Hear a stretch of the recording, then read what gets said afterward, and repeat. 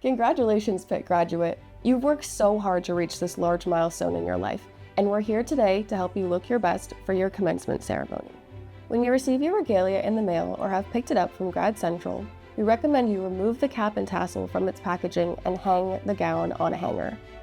Depending on your academic level of graduation, your regalia may include a button on the inside of your gown. Ensure that your hood is fastened and then zip it to the top.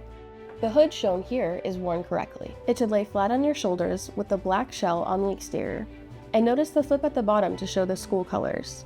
The last step is your cap and tassel. Your cap should sit level on your head. When you put your cap on, the tassel should be on your right.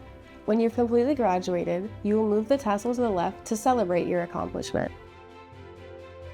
The regalia gowns feature small differences depending on the level of degree that you will be receiving. Shown here, the master's gown sleeves feature an oblong shape and it will hang beneath your hand.